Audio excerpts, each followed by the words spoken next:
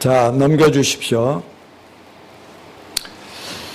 따라서 합시오. 성경을 알면 세상을 움직이는 하나님이 보인다. 크리스찬들은 뭐 세상에 많은 지식이 있지만 그런 것들도 우리가 살아가는 데 도움이 되지만 오직 성경을 통해서 세상과 역사의 흐름을 볼 수 있어야 됩니다. 특별히 성경의 예언을 제대로 알고 보면 인류의 역사의 과거와 현재와 앞으로가 어떻게 될지가 보이는 겁니다. 아직 일어나지 않는 사건을 말하는 것을 우리는 뭐라고 그러죠? 예언이라고 합니다. 구약 성경의 하나님은 선지자들을 통해서 자주자주 예언하셨어요. 이렇게 하나님이 예언하신 까닭은 에스겔 선지자가 자주 반복적으로 사용하는 말씀처럼 그 예언이 성취될 때 다 같이요. 내가 여호와인 줄을 그들이 알리라. 따라서 하세요. 내가 여호와인 줄을 그들이 알리라. 이게 예언의 목적입니다. 오늘 본문 에스겔서 38장 16절에 보면 다 같이요. 구름이 땅을 덮은 같이 내 백성 이스라엘을 치러 오리라. 고가 끝날에 내가 너를 이끌어다가 내 땅을 치게 하리니 이는 내가 너로 말미암아 이방 사람의 눈에서 내 거룩함을 나타내어 그들이 다 나를 알게 함이라. 에스겔 38장 23절 시같이 이같이 내가 여러 나라의 눈에 내 위대함과 내 거룩함을 나타내어 나를 알게 하리니 내가 여호와인 줄을 그들이 알리라. 아모스 3장 7절 주 여호와께서는 자기의 비밀을 그 종 선지자들에게 보이지 아니하시고는 결코 행하심이 없으리라 라고 말씀하셨어요. 여러분 신구약 성경 3분의 1이 예언으로 되어 있다는 거 알아야 돼요. 그 모든 예언의 75% 80%는 이미 역사 속에 성취되었고요. 나머지 20% 25%도 반드시 성취될 것이며 현재 우리 눈앞에서 성경 예언이 1000년 2000년 전에 쓰여진 것들이 우리 눈앞에서 성취되어가고 있음을 알아야만 하는 것입니다. 하나님은 그 하실 일을 직접 혹은 자기 종들 예언자들을 불러서 그들에게 보여주고 말씀하시는 분입니다. 왜냐하면 하나님의 예언을 통하여 그 일이 발생한 것은 어떤 사건이 우연히 일어난 것이 아니라 하나님의 섭리와 계획이었다는 것과 우리 하나님은 모든 걸 주장하시고 예언하시는 대로 그 계획을 이루어가시는 분이라는 것을 만방의 온 세상이 알기를 원하시기 때문인 것입니다.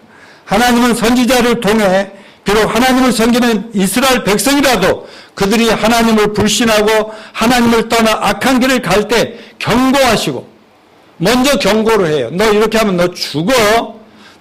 혼낸다 하면 반드시 때가 되면 그대로 함으로써 이런 예언의 말씀을 통해서 뭐예요? 여호와인 줄 알게 하리라.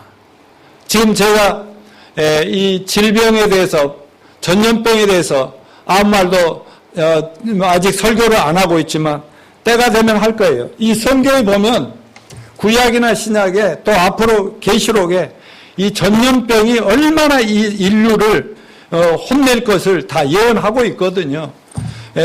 왜냐하면 이렇게 미리 성경에 예언한 것은 이런 걸 보면서 우리는 성경을 통해 보면 아 지금 하나님이 온 세상에 지금 경고를 하고 있다는 게 보여지거든요.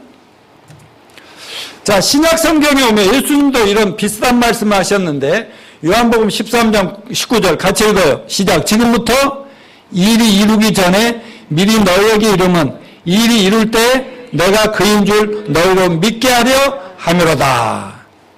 먼저 말씀하시고 때가 되면 너희들이 제발 믿게 하려고 그런다. 이렇게 말씀했어요. 예수님과 제자들이 이제 예수님이 이제 십자가에 돌아가실 날이 이제 가까이 오니까 제자들과 최후의 저녁 식사를 하는 최후 만찬 자리에서 자신을 제자 중에 한 명이 팔 거다라고 유다를 가리켜서 말씀을 하시고 그때가 이를 때 내가 그인 줄 알게 함이라고 말씀하셨어요. 근데 아무도 그 말을 이해를 못해요.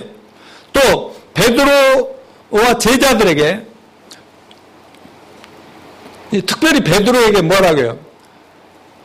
내가 잡혀가고 닭이 꼭 꼬꼬대 하고 닭이 새벽에 울 때에 그때까지 베드로가 나를 3번이나 부인하게 될 것이다.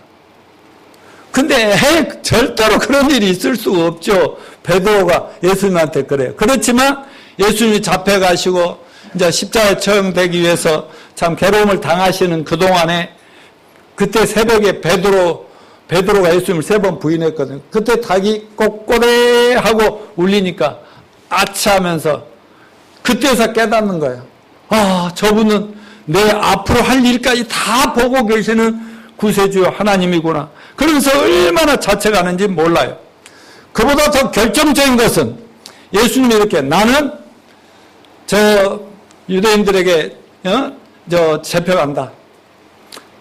나는 결국 로마 병정들에 잡혀간다. 나는 채찍질 당하고 모든 매를 맞고 나중에는 십자가에 매달려 못 박혀 죽을 것이다. 그러나 3일 만에는 반드시 살아날 것이다.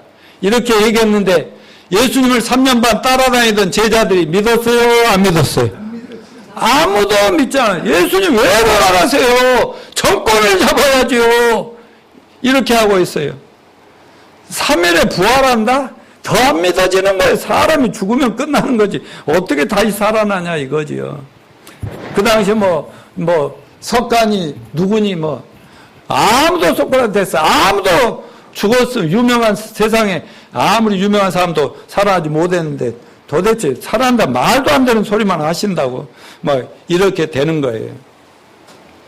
그러나 어때요? 예수님이 십자가에서 돌아가셨지요? 4일 만에 부활하셨죠? 그리고 제자들에 나타나셨죠? 40일 동안 보여주셨죠? 하나님이 이렇게 살리신 거예요.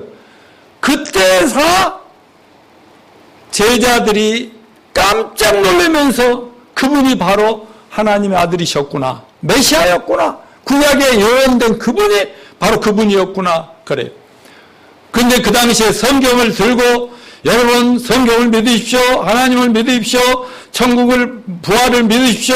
외치던 유대인들, 바리새인들 또 종교 지도자들 믿었어요? 안 믿었어요? 전혀 안 믿었어요. 오히려 예수를 비판하고 욕하고 난리였어요.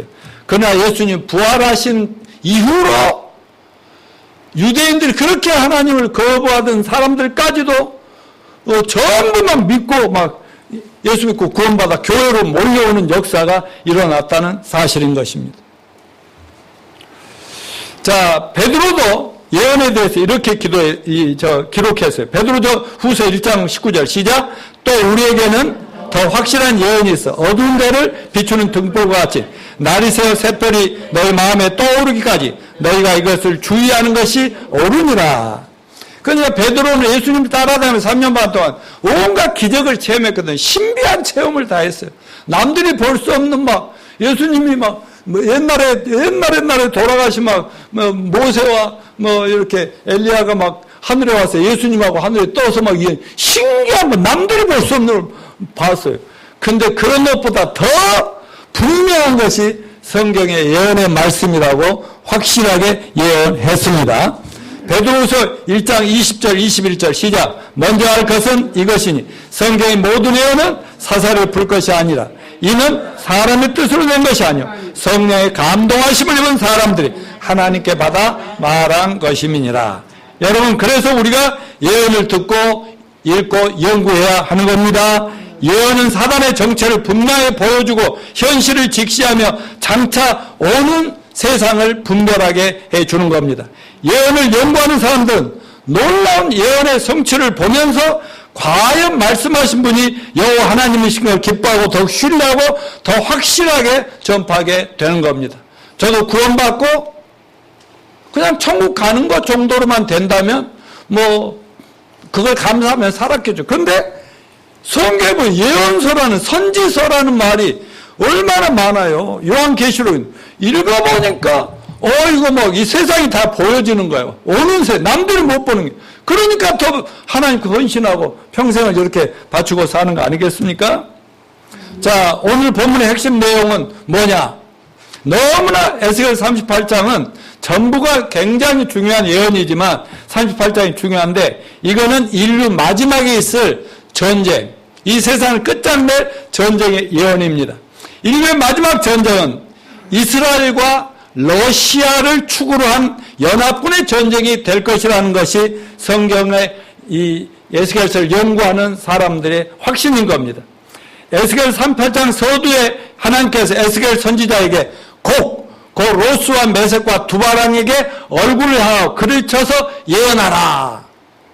이 전쟁 북방에 자리 잡은 마곡 땅에 있는 로스와 메섹과 두바랑 곡이라고 불리는 왕이 여러 나라를 모아 연합군 형태로 해서 세상 중앙에 거하는, 이 지구상 중앙에 거하는 이스라엘 민족을 초대한 전쟁을 예언한 것이었습니다.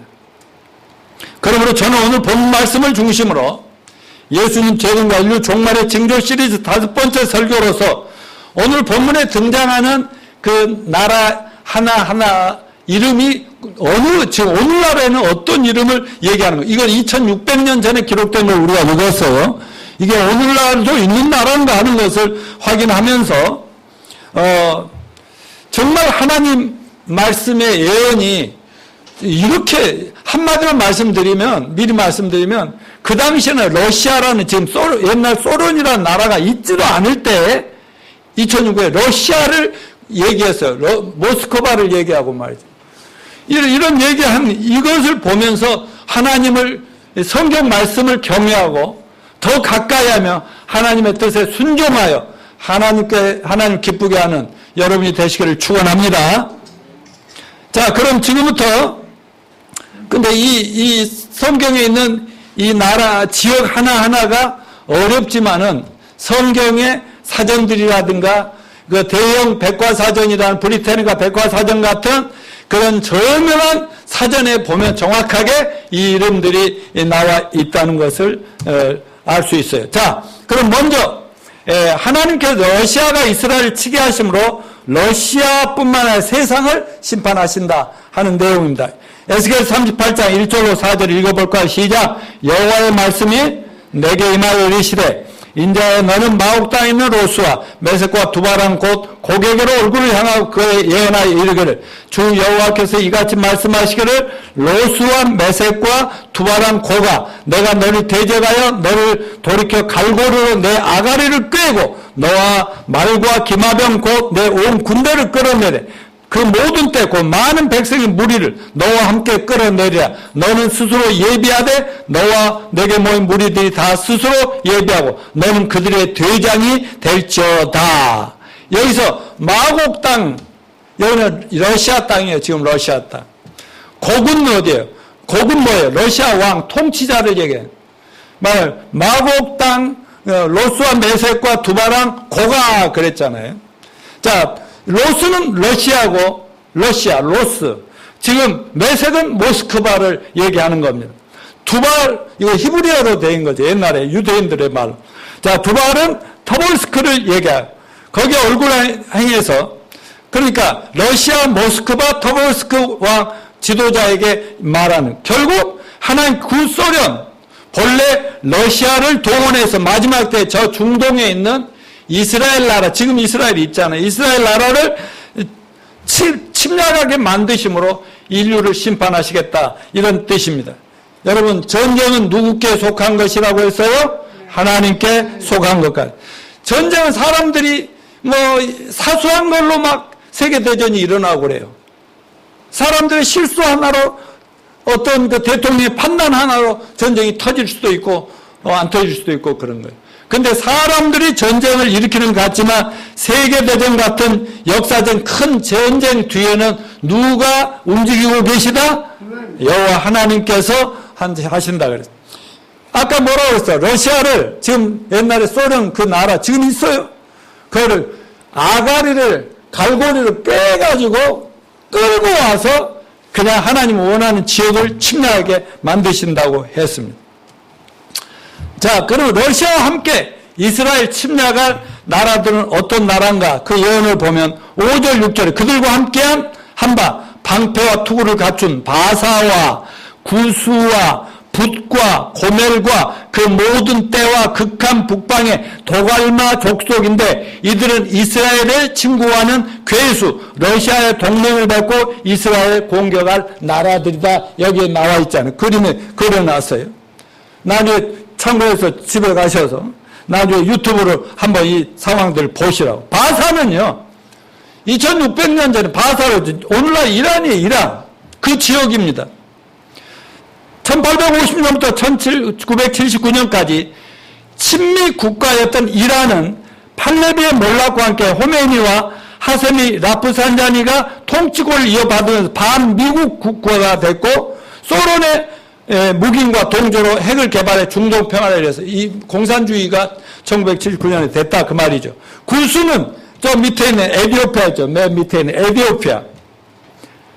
솔로몬의 300대 후손이라 주장하며 솔로몬과 시바의 여왕에서 낳은 그 자식 사이에 태어난 후손이 에티오파 아프리카에 나라를 세웠다는 그 나라가 유일한 기독교 국가였어요.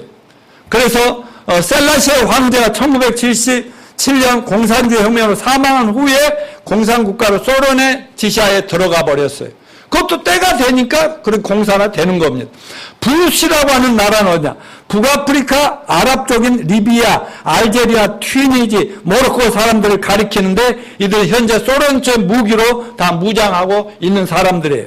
도갈마는 어디냐? 터키, 알메니아 등 유럽 국가들을 얘기합니다.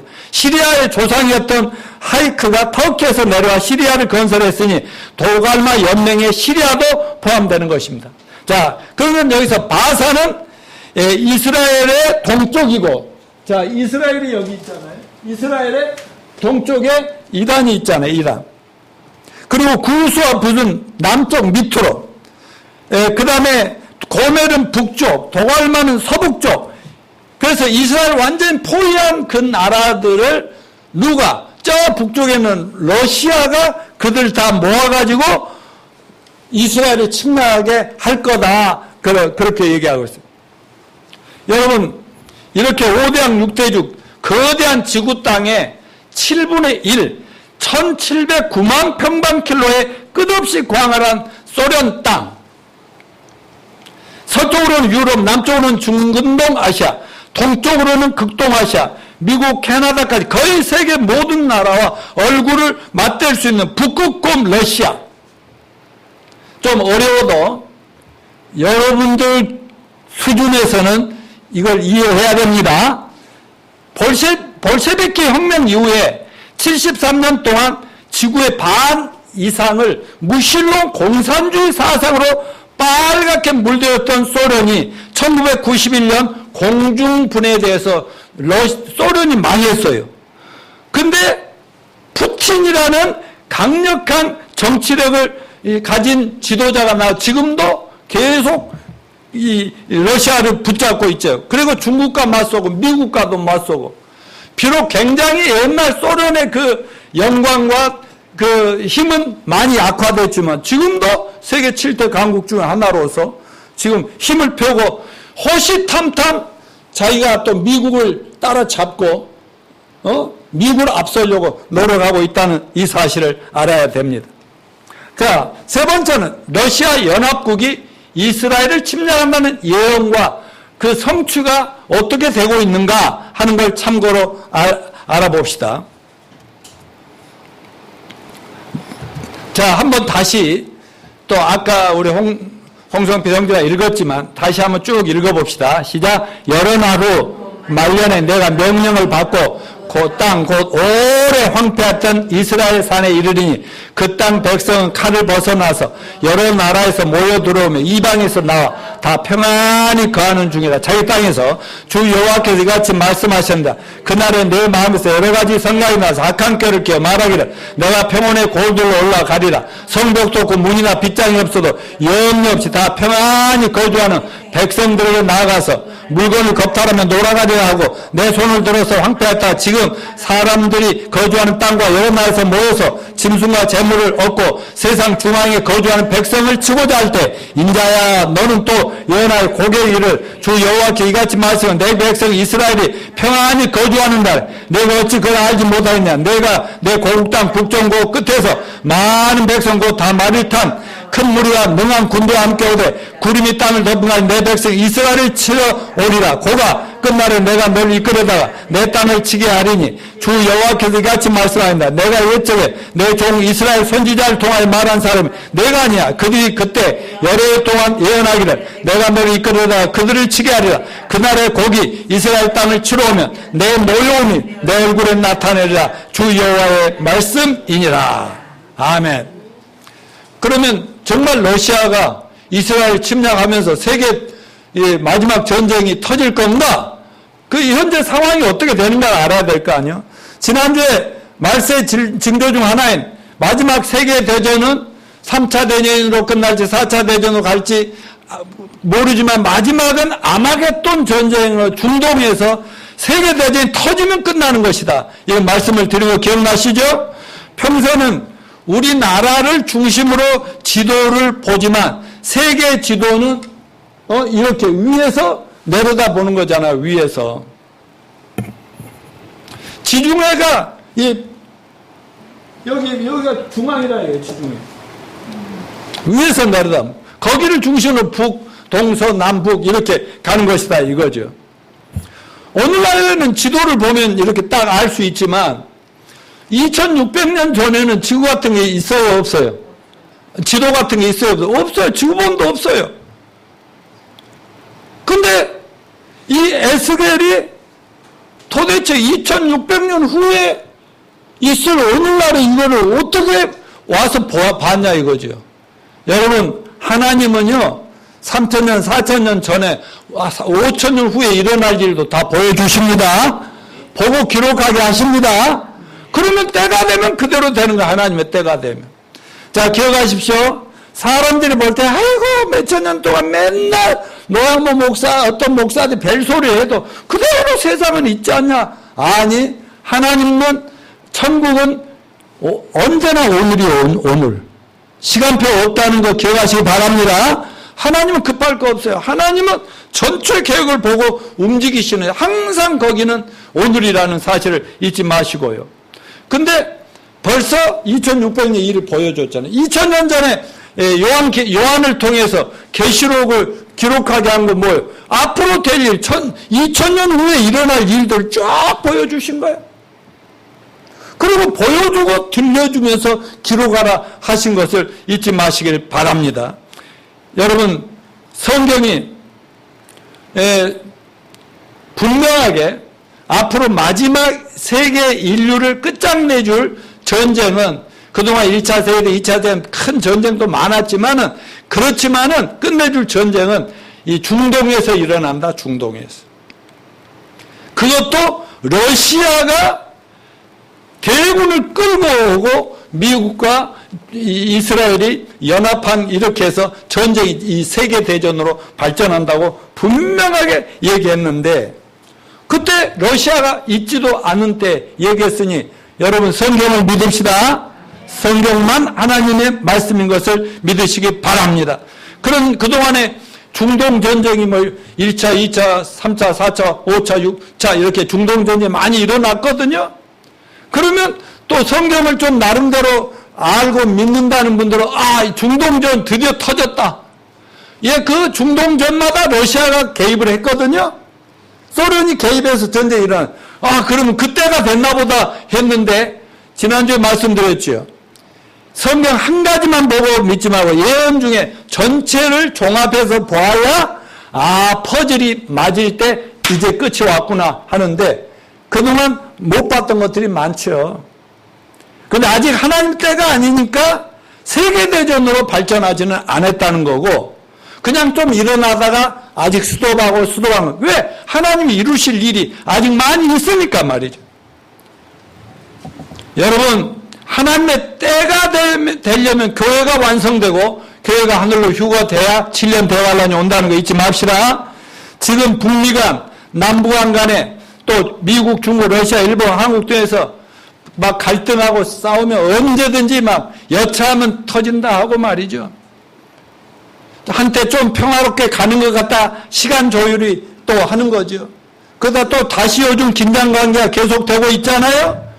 그러나 여러분 꼭 기억하실 것은 우리나라에서 전쟁이 터진다면 이건 국지전이 잠깐 국지전이 될 가능성이 있고 진짜 세계대전으로 이제 끝나고 우리가 떠날 날이 왔거나 아니면 우리가 떠나버렸거나 할 이 마지막 전쟁은 중동에서 일어난다는 것을 잊지 마시기를 바랍니다. 아무튼 세계 정세가 점점 이스라엘과 미국 그리고 세계 열강의 연합 형태로 재편되고 있습니다.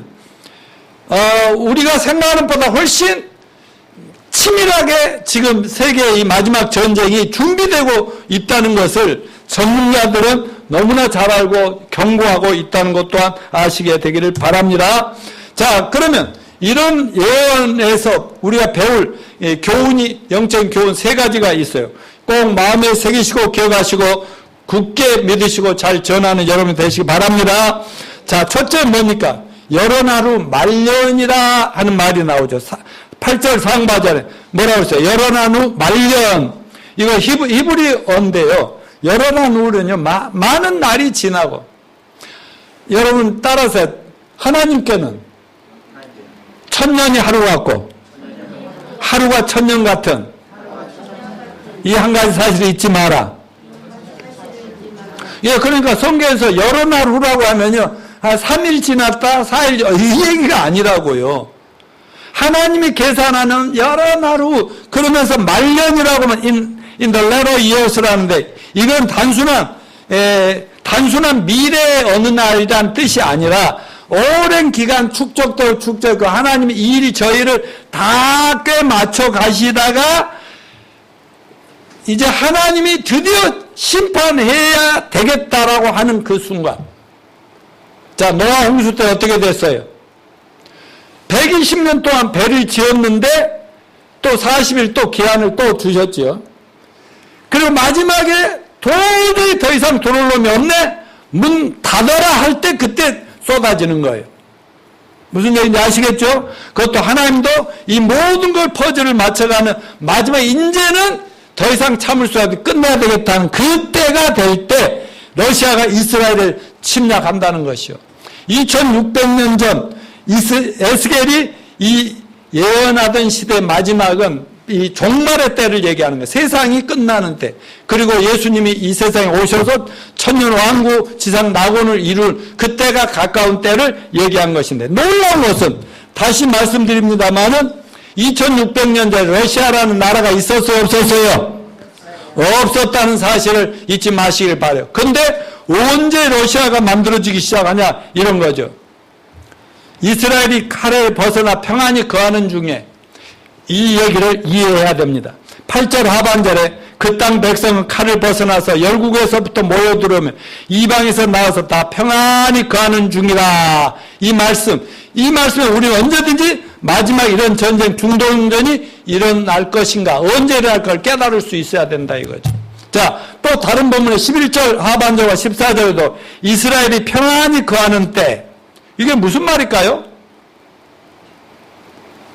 벌써 제가 설교 말씀드렸죠? 앞전에. 이스라엘이 언제 망했어요? AD 70년에, 서기 70년에 로마 제국이 이스라엘 함락해서 망해서 그때부터 이스라엘 유대인들은 나라가 있었어요, 없었어요? 아브라함을 하나님 불러서 가나안 땅을 주셔서 오랜 동안 그 땅에서 살던 이스라엘이 나라를 잃어버리고 땅을 잃어버리고요. 사막이 돼버렸어요, 그 나라가.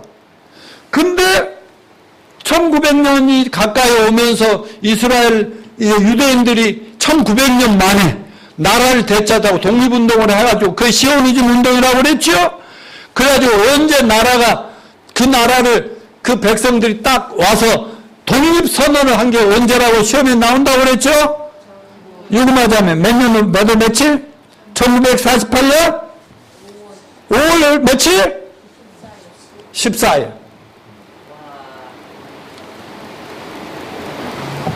그때 나라를 왜 그러냐면 이제 하나님이 세상을 끝낼 때가 되니까 러시아라는 나라도 이제 좀 이따 말씀드린 러시아가 어떻게 만들어지는가 소련이 벌써 이스라엘도 준비시키는 거 아니에요.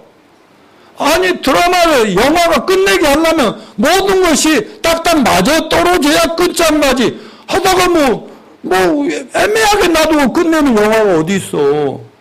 그러니까 하나님도 그렇게 하는 거예요. 이스라엘을 먼저 딱 준비시켜요. 근데 그러기 전에 러시아를 벌써 서서히 준비시킨다. 그러다 때가 되니까 1948년 5월 14일 독립선언하고 그때부터 지금까지 평안히 거하는 중이다 그 말이에요. 평안하진 않아요. 지금도 아랍 제국이나 소련이나 이런 데 계속 깔짝거리고 괴롭히지만 옛날에 나라 없이 1900년도 전 세계에 흩어져서 도망다니고 핍박당하고 살육당하고 뭐 600만 명이 처형당하고 이럴 때보다는 얼마나 편하게 행복하게 자기 땅에 사는지 모르죠. 이때가 되면 이제 러시아를 움직여서 아가리를 갈고리를 깨가지고 이스라엘 치게 만들고야 말겠다. 하나님이 그렇게 말씀하셨어요. 여러분 구소련 러시아가 이스라엘을 마지막에 침공할 이유가 뭔지 아세요? 여러 가지가 있는데 몇 가지를 보면요. 러시아는 이스라엘을 너무너무 미워해요. 원한이 많아요. 왜?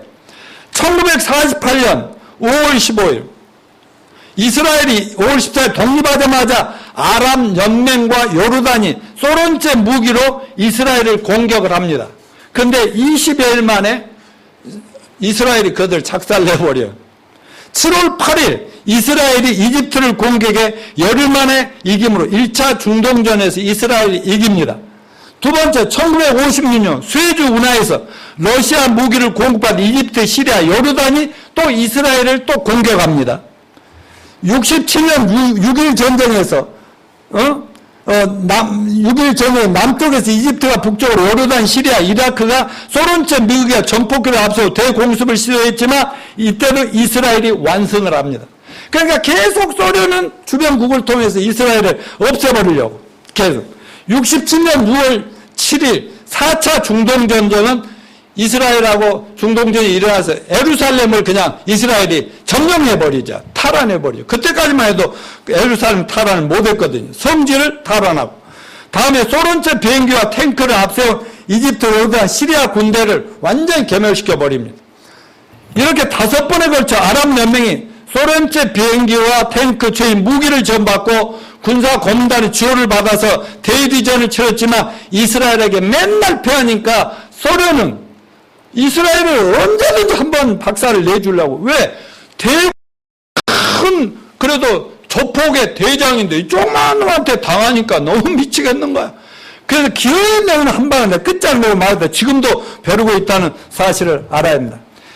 여기서 한 가지 짚고 넘어갈 것은 이렇게 아까도 말씀드린 여러 차례 중동 전쟁이 일어날 때마다 예언 전체를 보지 못하는 그리고 하나님의 이 시대를 이끌어간 전체를 못 보면은 신학자나 목회자들이 지금이 그때가 아닌가 하는데 그때는 아직 때가 아니었다 하는 것. 전체를 못 봤다는 것이죠. 자, 그 다음에, 소련, 러시아가 이스라엘을 침공해야 될 이유는 뭐냐? 중동이 원유의 보물창고지요. 21세기 최고의 무기와 동료의 보물창고는 중동의 모래사막 밑에 석유가 너무 많다. 최근 새롭고 거대한 양질의 천연 유전이 사우디아라비아에서 발견했고 또 수년 전에 이스라엘이 지중해에서 세계 최대 유전을 발견했고 또 이웃나라 중국은 많은 돈을 투자해서 아프리카 유전을 계속 사들이고 있고 그런데 소련은 저장된 원유가 점점 소멸돼 가니까 원유 공급이 어려워지니까 석유를 점령할 수 있는 걸 계속 찾고 있다. 이런 얘기인 겁니다. 여러분, 오늘날 지난주에 말씀드린 세계 갈등, 분쟁의 원인이 이 자원이라고 그랬어요. 원유는 에너지 열쇠인데 소련이 절대로 중동에 있는 그 원유를 그냥 놓을 리가 없어요. 그걸 차지하려고 저렇게 호시탐탐 노리고 있다. 중동에는 또 황금이 있는데, 소련은 지금 세계 7대 강국이라고 하지만은 아주 지금 비난하고 경제적으로 너무나 어려운 그런 상황에 있어요. 근데 황금의 보고인 중동을 소련이 가만둘 리가 없다는 거예요. 또한 이스라엘은 하나님이 그들이 예수를 안 믿고 예수를 죽인 민족이기 때문에 하나님이 그를 괴롭히고 징계하고 핍박과 어려움을 당하게 하지만 아브라함을 통해서 이스라엘에 무엇을 주시겠다고 약속했죠? 재물. 여러분, 나도 별 생고생을 해도 좋으니까 돈만 많으면 좋겠다. 그렇게 기도하지 마세요. 마음 편하고 주신 대로 먹고 살다가 천국 가면 난 장땡이다. 이렇게 생각하시기를 바랍니다. 이스라엘은요, 돈이 있어요, 돈이. 재물이 많아요. 보물도 많고. 그 이스라엘 땅이 보통 다 하나님이 끝까지 이스라엘을 사용하시고 나중에 천년 왕국도 거기에 그 지역에 예수님이 이 궁전을 두려고 하는 그 땅이니까 얼마나 그 밑에 자원이 많겠냐고. 돈으로 유대인들은요, 지금 미국을 좌지우지하고 있잖아요. 저 유럽이나 세상 나라를 손에 들었다 놨다 하는 것이 지금 유대인들의 재산인 겁니다.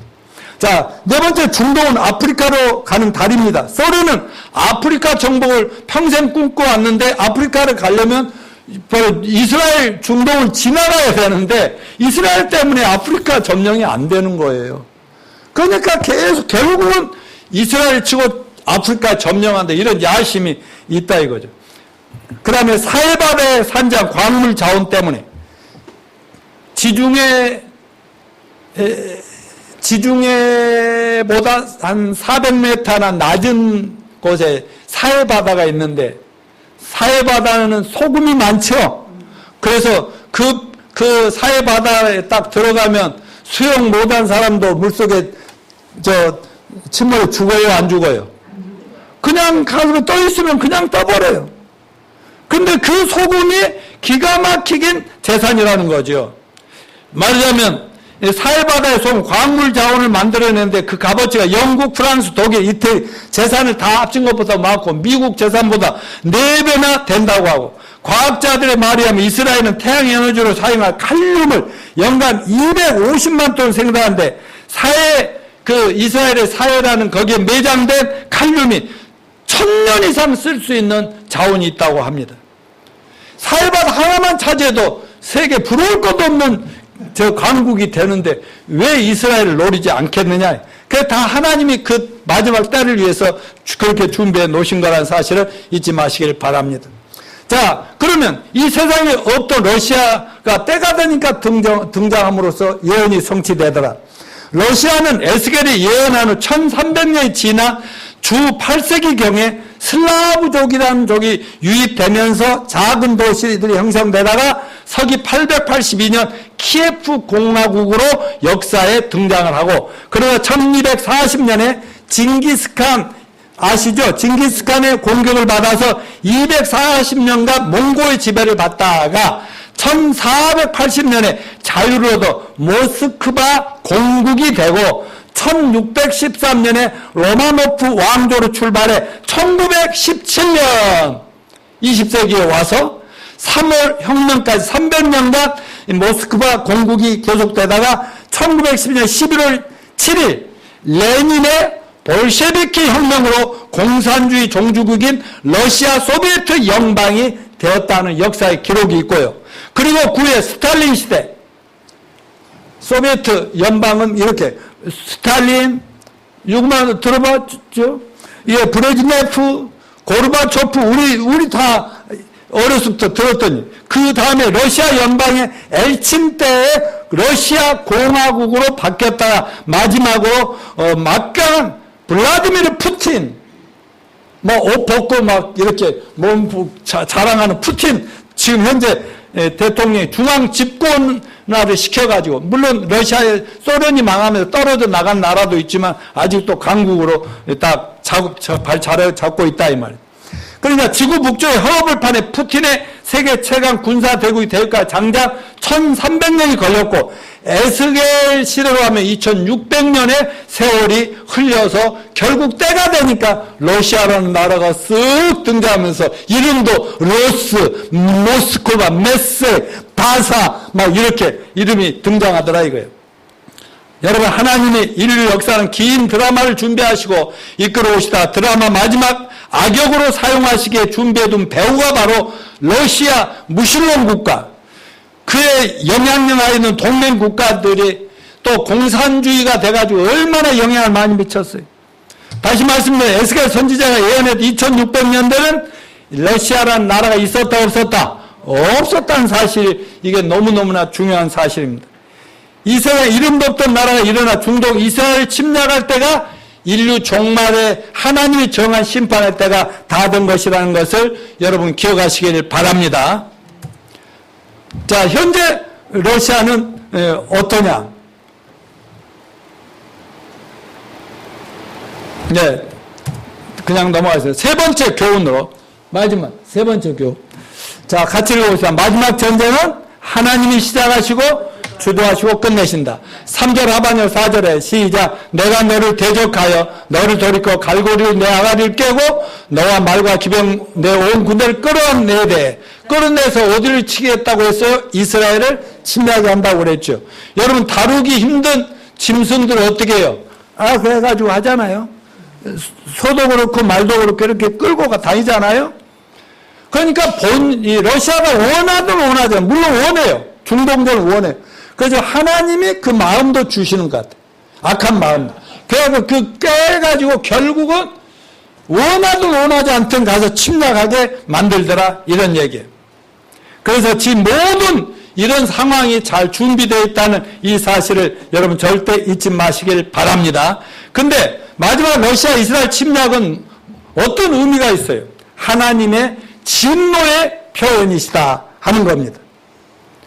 자, 38장 18절부터 23절까지 다시 한번 읽어. 시작. 그날에 곡이 이스라엘 땅을 치러 오면 내 노여움이 내 얼굴에 나타나 주 여호와의 말씀이다. 내가 질투와 맹렬한 노여움으로 말하였구나. 그날에 큰 지진이 이스라엘 땅에 일어나서 바다의 고기들과 공중의 새들과 들의 짐승들과 땅에 기는 모든 벌레와 지면에 있는 모든 사람 내 앞에서 떠올 것이며 모든 산이 무너지고 절벽이 떨어지며 모든 성벽이 땅에 무너지리라. 주 여호와의 말씀은 내가 내 모든 산 중에서 그를 칠 칼을 부리니 사람이 칼로 그 형제를 자기 군대의 군인들끼리 서로 칠 것이며 내가 또 전염병과 피로 그를 심판하며 쏟아지는 폭우와 큰 우박덩이와 불과 유황으로 그와 그 모든 무리와 그와 함께 있는 많은 백성의 비를 내리듯 하리라. 이같이 내게 여러 나라의 눈에 내 위대함과 내 거룩함을 나타내 나를 알게 하리니 내가 여호와인 줄 그들이 알리라. 여러분, 마지막 전쟁 때 전염병이 막 그 전 세계를 덮친다고 그랬죠? 지금 코로나 이거 전 세계하고 우리나라를 못 들어오게 하겠고 경계한다는 게 100나라가 넘어가고 있죠? 지금 미국도 점점 퍼져가고 있어요. 그래서 이게 언제 어떻게 끝날지 몰라요. 이것은 예고편입니다. 예고편. 진짜 본편에는 마스크 쓰고 이럴 시간이 없어요. 그대로 막 가는 거예요. 근데 그것만 모든 막 하나님이 이제 끝장 내려고 하니까 모든 것들을 막 다 천재지변까지 다 모아라요. 막 이 러시아와 연합군들을 몰살시켜버리겠다, 이런 얘기를 하고 있지 않습니까? 지금 전 러시아 국방사 오가노프는 뭐라 했냐, 1988년 이후로 러시아는 이스라엘 침공할 준비가 언제든지 준비되어 있다고 할 정도로 이렇게 준비가 돼 가고 있다는 걸 잊지 마시기 바랍니다. 그리고 이 러시아 이스라엘 공격과 전쟁의 결과 하나님의 거룩함을 온 세상 사람에 알게 하리라 하는 하나님의 계획이었습니다. 본문 에스겔 38장 23절 읽어볼까요? 시작. 이같이 내가 여러 나라의 눈에 내 위대함과 내 거룩함을 나타내 나를 알게 하리니 내가 여호와인 줄을 그들이 알리라.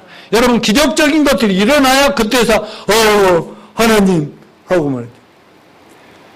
그렇게 난리친데 전염병이 우리나라에 코로나 딱 한다니까 정부가 뭐라 하니까 말을 좀 듣고 이러잖아요. 그러나 말 안 들어요, 인간들이. 갈수록 말을 안 들어요. 뭐 대통령이 뭐 정부가 우습게 여겨. 그런데 하나님을 얼마나 우습게 여기고 있어요. 그런데요, 이런 역사가 일어나면 하나님 살려주세요 이렇게 나간다고. 신약대 시대 와서는 하나님 계셔도 보이지도 않고 보지도 못하는 이 인생들에게 하나님을 누구를 통해서 보게 했어요? 예수님을 통해서. 예수님이 보이지 않는 하나님, 사람으로 오신 분이 예수님 아니요?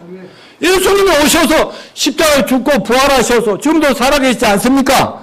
이 예수님을 믿음으로 구원받으면 성령이 임하면서 하나님과 접속되면서 하나님이 보이고 하나님 나라가 보인다 이 말씀이에요. 그래서 예수님을 통해서 하나님을 알게 하리라. 이게 신약 성경 아니겠습니까?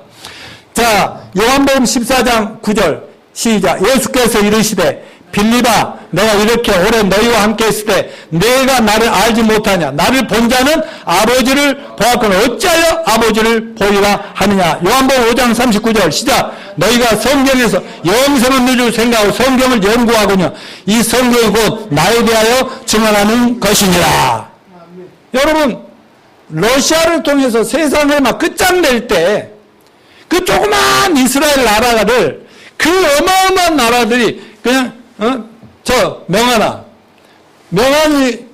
명한이만한 애를 저 세계 무슨 선수라고 그러냐? 그 어마어마한 그런 막 싸움꾼들이 너보다 막 10배나 크는 그 가슴 10명이 달려와. 근데 네가 그놈들 발로 다 쳐준 그것이 아니라 너 혼자 하면 당하는데 목사님하고 성필이 형이 딱 니를 보호하면 그놈들 싹 쓸어버렸더니 없어져 본다. 그런 식으로 하나님 하신다는 거예요. 그럴 때 세상 사람들 우와 이스라엘 저놈들을 하나님 믿는다. 그 하나님 나도 좀 알자. 막 이렇게 된다는 거 아니겠어요. 여러분 하나님은요 하나님을 알아주지 않는 자들에게 하나님을 끝까지 알아주지 않고 불신앙하면 내리치십니다. 그러니까 하나님을 잘 알아모시는 저와 여러분이 되시기를 바랍니다. 결론적인 적용점을 넘어가 주세요. 자, 이렇게 된다고 했어요. 교회 시대. 지금은 교회 시대입니다. 교회가 완성 안 됐어요. 아직 우리가 이 땅에 있습니다. 이게 끝나야 우리가 피난 가고 나면 진령하려도 이 중간에 계시록 6장부터 19장 사이에 아마 어떤 전쟁이 일어나는 거예요. 알겠어요? 그리고 이것으로 세상이 전부 청소하고 나면 천년왕국이에요. 예수님이 재림함으로써 천년왕국이 된다고 얘기했어요. 자, 여러분 마지막 적용점으로서는 하나님이 보시기에 이 세상은 갈수록 극도로 타락했습니다. 불신앙이 커져갑니다. 당장에 내리치고 싶으십니다. 그런데 참고 계세요. 왜 참고 계실까요?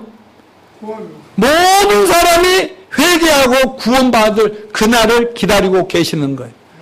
그러나 모든 사람이 아니라 하나님이 교회 안에 들어와야 할 숫자가 다 구원받을 때까지만 기다리신다는 걸 잊지 마십시다.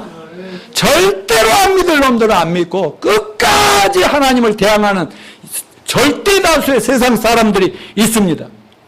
하나님이 이처럼 오래도록 참고 기다리면서 속삭이도 참고 기다리면서 빨리 회개하고 돌아오고 구원받기 원하지만 사단 마귀는 어때요?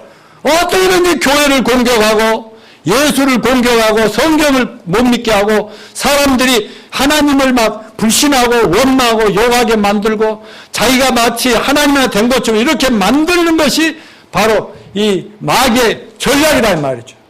여러분 이번 신종 코로나 이 바이러스 사건을 통해서 지금 정부에서는 이 전염병을 빨리 끝내기 위해서 이 종교단체들이나 특별히 교회들이 많잖아요. 모임을 자제해달라고 지금 당부하고 있어요. 물론 협조해야죠. 어떤 상황에 협조해야 되겠죠. 그렇지만 그건 강제로 할 수 있는 것이 아니죠. 그런데 은근히 이럴 때는 교회 안 나가도 되는구나. 이 핑계로 잘 됐다. 교회 안 나오는 이런 사람들이 많아져 갈 거예요. 이제 이유 무슨 기회만 있으면 교회도 정부가 알아서 제재할 수 있다.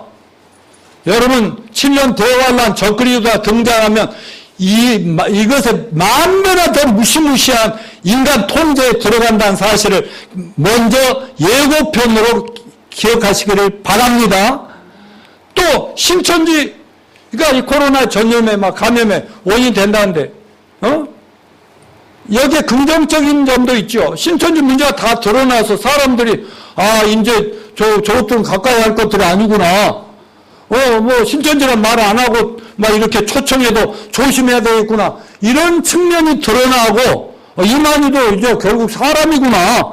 그도 죽을 것 같구나. 이렇게 생각들을 하는 긍정적인 측면도 있지만 한편으로는 어때요? 코로나 바이러스나 신천지 이런 것 때문에 뭐예요? 교회 이렇게 사회적인 분리다 해가지고 서로 만남을 지금 방해하고 있죠? 만나지 못하게 하고 있죠. 근데 지금 이럴 때 가갖고 내일 교회 나오시오. 할 수 있어요? 없어요? 나는 오히려 웃기더라고요. 내가 전도하는 청년의 마트에 가서 내일 주일날 교회 절대 오지 마. 내가 그렇게 얘기합니다. 간접적으로 얘기하는 거예요. 맞아, 어느 사람도 못 오게 하고 말이죠. 우리 삼촌이 오늘 나 어떠냐고 전화가 아침에 오셔서 옛날 같으면 교회만 오시오 하는데 삼촌 좋아지면 오시오이? 이게 은근히 전도를 방해하고 있고요. 자, 나 성경 공부 많이 하는데 성경 공부 합시다 하고 전단이나 뿌리면 사람들이 이거 신천지 아니야? 연애 성경 공부하다 하면 또 이양 아니야? 자꾸 분위기를 이렇게 만들어가니까 갈수록 전도가 쉽겠어요? 어렵겠어요? 사단의 이런 전략에 절대로 당하지 맙시다. 서울 우리 교회 성도들은 주님 오신 그날까지 목숨이 붙어있는 한 번이나 더 예배를 드립시다. 그리고 때가 빨리 이 문제를 정리하고 사람들을 접촉을 열심히 해서 더 열심히 이런 모든 지식을 가지고 전도하는 저와 여러분이 되시기를 축원합니다.